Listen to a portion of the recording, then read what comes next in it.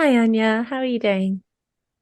Hi, good morning, good afternoon. I'm doing well. Um, it's springtime, so there's new stuff happening, lots of energy in the air, lots of growth. Mm. How are you doing?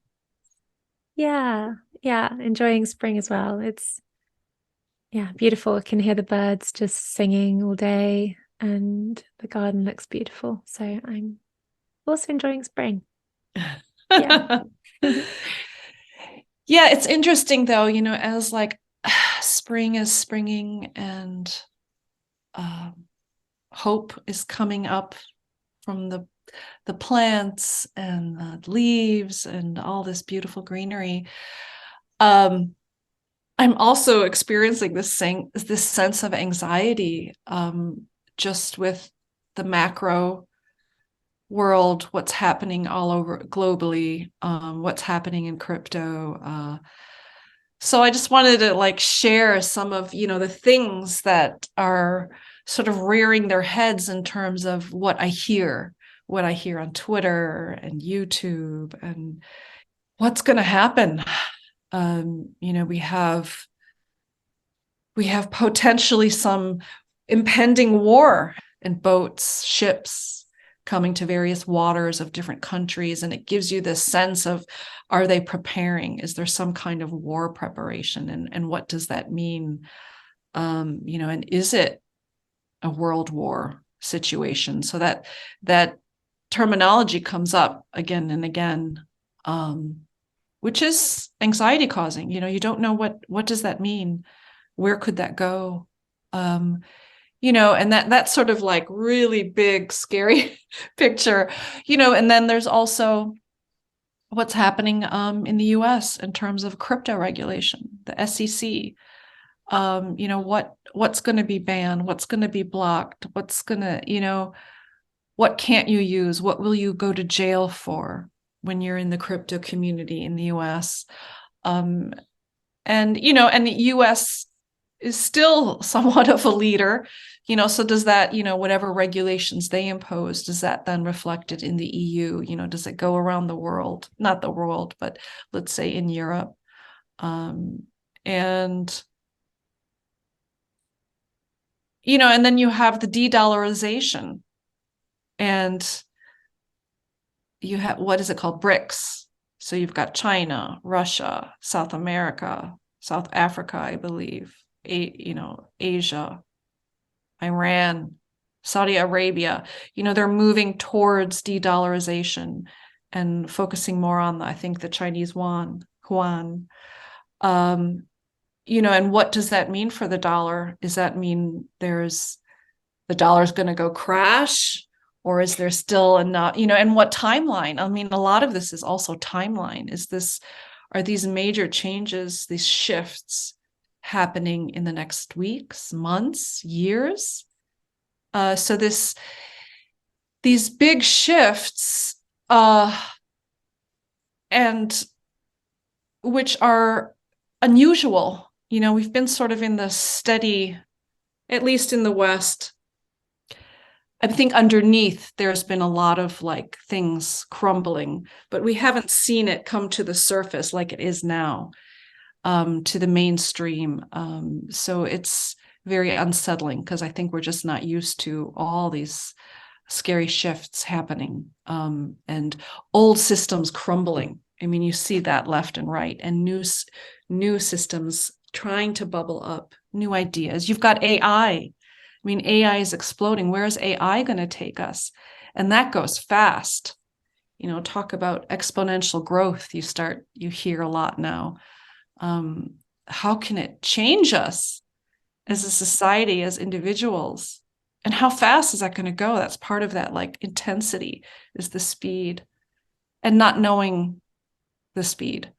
So, and climate. I mean, we have these major shifts happen. Like in where I'm at, we had 80 degrees weather, sunny for a whole week, and then suddenly we've got snow.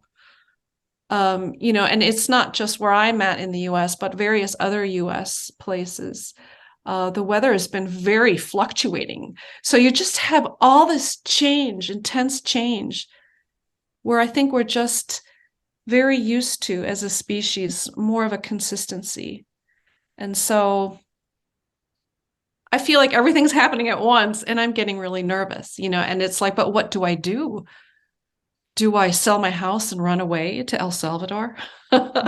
you know, what do I do? And how do I ground myself and stay sane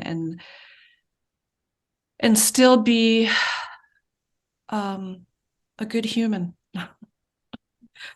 So that's my sort of take on my anxiety situation.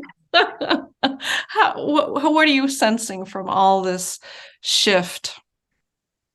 Yeah, I mean, Uncertainty. I think it's definitely in the environment, in the news, everywhere you look, there's a sense of deep uncertainty. And I would say, really, since the beginning of COVID, I think a lot of people sort of stepped into this feeling of, oh my gosh, the world is changing in a way that it doesn't look like we can go back from. And suddenly every day felt uncertain. And then, where was COVID going to go? Was it going to get worse? Was it going to get better? The vaccines, were they going to be helpful or harmful? It's like this constant feeling of having to judge what's coming in and what we can do about it. And it's just, we're living in this time of perpetual sort of uncertainty. And I think, when you're listening, there are all of those stories, it's the different war potentials, the de-dollarization, Macron in France saying that he doesn't want to keep using the dollar, and kind of major countries that we think of as being settled in the current sort of world system, shaking things up and challenging the way that things are. And yeah, in terms of the presidential election coming up next year as well, of just like, what will that look like? How will that change? I think even coming down to, like, in America, like Roe versus Wade, like changing something for a long time ago. And even it's all of these things that aren't just in the wider world, but are coming into our like peripheral environment, even into our physical bodily environment. The vaccine, COVID, abortion, it's no longer just out there, it's in here. And, like you say, with climate change, it's an existential threat. And I do think we've talked about this a bit before in these episodes, is there is a sort of disaster, I don't know if it's disaster politics or disaster media, but there's a lot of hyping the challenges. And I think, we often hear, like, what should we be doing? So when we're thinking about macroeconomics, should, you be taking your money out of the dollar? Should you be putting it in the dollar? Should you be buying property? Should you be selling property? Should you be buying gold, but then it's high? Should you be buying Bitcoin, but then it could crash? And it's like, I think everybody is in this state of like flux. And so they're desperately trying to find diviners, people who can predict what's going to come so that they can somehow feel safe and secure. And people are turning to astrologers, and people are turning to the economists, and people are turning to Twitter and all of these different people to say, tell us what we should be doing. Because I think a lot of people are living in this uncertainty and this anxiety. I think you're reflecting very much what is the general experience. So it's like, it's with the macroeconomic environment. Can you as an individual do anything about that? If no, then let go of the worry about it. If yes, so if you think, okay, what if this de-dollarization ends, the dollar? I mean, you might not know that, but if you're thinking about, okay, countries are de-dollarizing, okay, so what do I feel? Can I do anything about that? No. Should I worry about it? Not really. There's nothing I can do about it. What would you do to kind of reassure yourself in this moment? Well, just in case it did happen, I'd probably buy some Bitcoin right now. I'd probably buy some gold. And then I'd go out and buy some food and live my day. I can't do anything about it. So, and it might never happen. You're just making decisions and conscious choices in the present that help you prepare for any kind of situation, and knowing you're never going to be able to prepare for all the situations. So it's finding this sense of like, what can I do? And if the answer is nothing, then let it go. Mm-hmm. And if I can do something, then do that. But do it for yourself, not in fear, but in like power. That's the Mm-hmm. main piece. So it's bringing it back to the fact that we live in this moment. And the more you give power to the future, in whatever capacity that is, you are draining your power from this moment. And one, you are not living your full potential, but you are also not experiencing your full potential or the fullness of this moment, the fullness of life, because life is right now. So, I mean, how would you know though whether you're making that? I mean, that's sort of the trick. Well, not a trick, but how would you know if you're making a decision that's coming from empowerment or making a decision that's coming from fear? Is it just that is it that sense of anxiety? Am I doing this because I'm feeling anxiety, or am I doing this because I'm feeling grounded? Or where does the what direction do I take in terms of making a decision, making a change? Because sometimes then it's hard to almost, when there's so much anxiety all around, you might not even know that you're like in the pool of anxiety. Um, yeah, and I don't know, that's kind of a big question, but that's sort of something that I struggle with, is knowing if I'm making that proactive decision or a reactive decision. Yeah, and I mean, coming back to crypto, the crypto ethic. Um,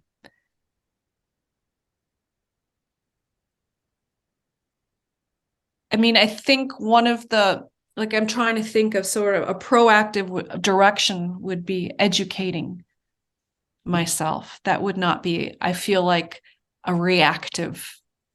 It seems like education isn't necessarily reactive. If you're really going deep and, let's say, trying to understand Bitcoin, reading books about Bitcoin, so then you can really truly ground yourself more via education, via some really thought through knowledge, and not sort of reactive, like, oh my God, this is happening because of, well, my guess is this, versus real thought out information. Um,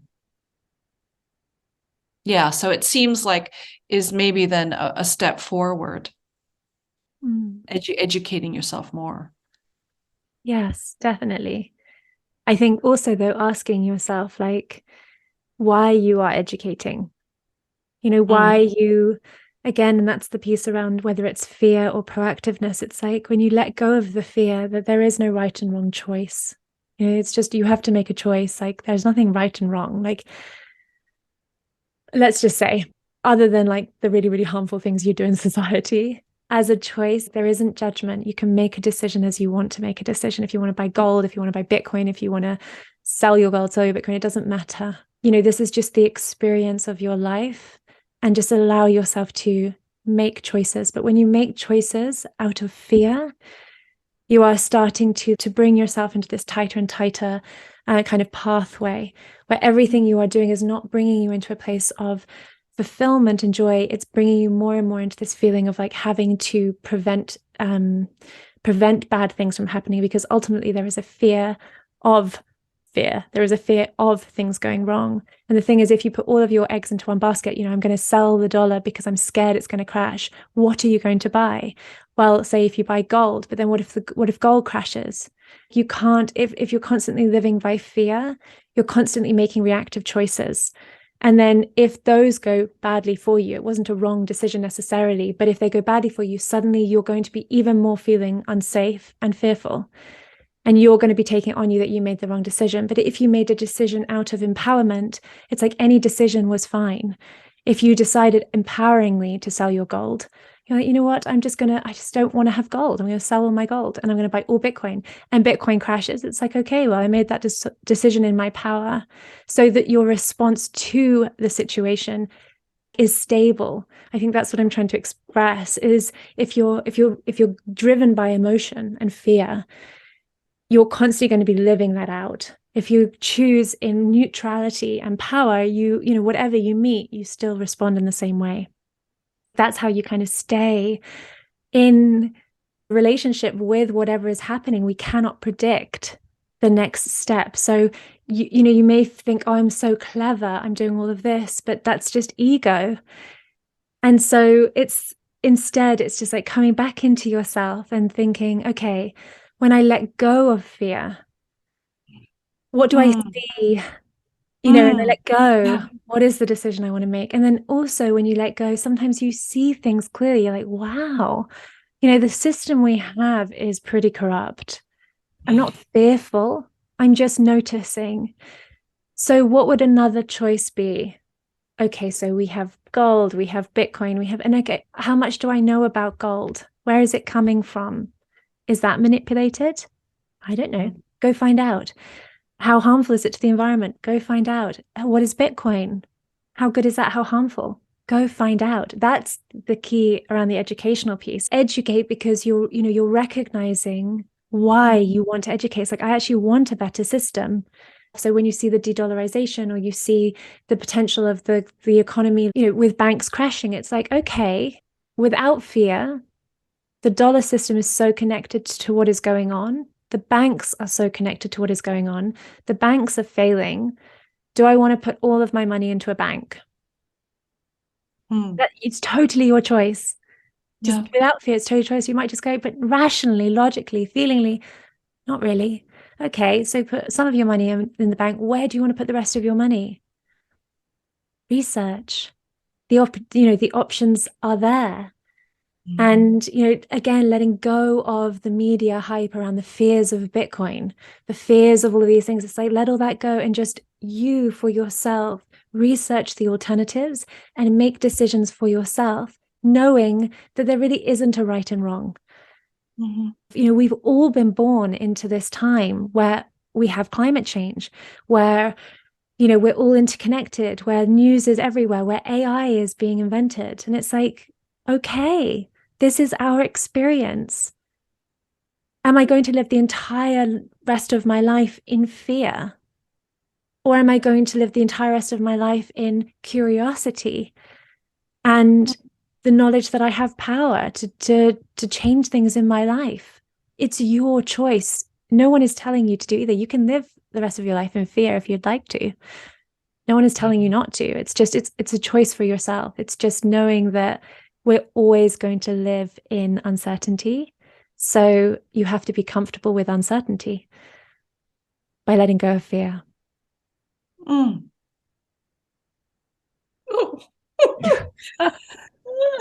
That was so helpful. And as you were saying that, I could just feel myself sort of relax, my muscles in my shoulders and my arms. That's, I think, the right direction. Yeah. I think after this call, I'm going to sit quietly and sort of look at that fear and try to release it that I've absorbed. And I mean, you can avoid media, you can avoid Twitter, you can avoid that, but I think that's not necessarily the answer. I think that answer is just what you shared. Is even if you do listen, remember where it's coming from, and remember, is it coming from that fear? And it doesn't even matter where it's coming from. It's more, how is it landing within you, and then you releasing that that fear. But honoring that fear, sort of maybe asking that fear, why is this agitating my body? And then once you have a sense of it, then you can kind of allow it to go and make the next decision from a non-fear based. Yeah. I mean, our fears are such an incredible mirror for ourselves. Because, if you're fearful of war, are you fearful of conflict? If you're fearful of the virus, are you fearful of death? Are you fearful of getting sick? If you're worried about the monetary system, are you fearful about living in lack? Are you fearful of being poor? Are you fearful of not being successful? What fears are you holding? Yeah. You know? When you just listed that, when you said fear of lack, fear of not having maybe money to rely on, that's where I could feel almost a tension arise versus the other things that you listed. So it's sort of interesting how immediate your body can give you information when you ask it or when you listen to wonderful reflections like you're sharing with us. Yeah, it's interesting because we always think that we all hold the same fear, right? That everybody is living with this terrible fear about climate change, for example. It's like, how can you not be afraid? Mm-hmm. And it can't just be me, but actually, when you look, it is in you. It's triggering something within you that is like causing you to feel the fear. And it's such a personal journey. It's like, what am I holding on to? Because what am I most fearful of? Yeah, I mean, I think the fear, the existence of the fear is sort of it's important information piece, Mm. but it doesn't mean to live in it. But it's like this, like, I don't know, when there's a warning light on your car that you have to change the oil, it lets you know there's something wrong, something needs to be addressed in some way. So then you fill it with oil and that fear dissipates. So it's sort of like, I feel like this interesting little sign, but then you just like, oh, okay, that gave me information. Let's go. I'm not gonna like sit there and look at oil. The oil is empty in my car all day long and just be fearful about it. Mm. You know, there's so it gives you this important information, Mm. but it's just a matter of how long do you hold on to that and sit in that versus um, cataloging it in some way and doing some change or just accepting and then moving on. I think that is the trick, because the fear is part of the beauty of the human, and not just the human. I mean, fear is an essential part of life. It is Mm. animal life for sure. Um, so, but then it's a matter, how do you navigate that, Mm. and how do you let it empower you Mm. versus becoming a victim to fear? Yeah. Yeah, absolutely. And recognizing the difference between like immediate acute fear and long-term unchangeable fear. It's legitimate to have fear. We need to have fear to like protect ourselves. But especially when there's this long-term enduring chronic fear that you cannot change, you cannot escape from, you cannot find safety from. It's not like a lion. Climate change, where are you going to hide? And can I accept that fear? Like, can I accept that things will change? Can I accept essentially my worst case scenario? I have a fear of change. And I accept that there will be change. And when you come to accept it, the fear goes away. When you come to accept that you will die at some point, like you will die. And the kind of resistance to that isn't going to change that. But as soon as you come to accept your worst case scenario, which would be death, you let the fear go. That was long, I sorry. love this take on our conversation today. A Mm. bit more esoteric and really big picture. I'm like Yeah, I'm like I want to go and meditate and get and dive into my fear so I can release it. Because you've motivated me to do that, inspired me. Okay. okay. All right. Well, this is also, it didn't go the way I thought it would go, but it's nice to be able to kind of bring in some of the Yeah, guidance and support. Mm. yeah, because it's very interesting times, and a lot of people are um, looking for information. And I think what you shared today, what we both shared, is very helpful Mm. in this time of shifting that seems more intense for the human brain currently. Mm. Definitely. Yeah, it's a lot. It's a lot for one human brain to handle. Yeah, so let's do it together, and Yeah. let's share ideas and advice and feelings and stuff. Mm. Yes, and I do mindfulness kind of meditation groups every month. So if you want to come along to them, you will see them on the website. Oh, So okay, cool. yeah. Alrighty. Thank you, Anja, for this conversation. Yes, thank you, Tansy. Thank you so, so much. I really enjoyed our our conversation today. Mm, Made me feel better, more good, empowered. good. And to anyone listening, if you enjoyed this conversation, then please do like, subscribe, hit the bell button and the all. And feel free to leave any comments below, especially if there's something that you want us to talk about. We would love to hear from you and yeah, to answer your questions or to do a video about something of interest to you. Yeah. And share with your friends.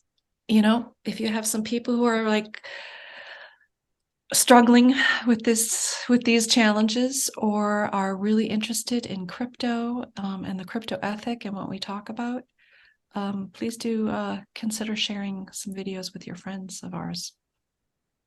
So, and thank you for joining us today. Yes, thank you. Alrighty. Bye, Anja. Okay, ciao.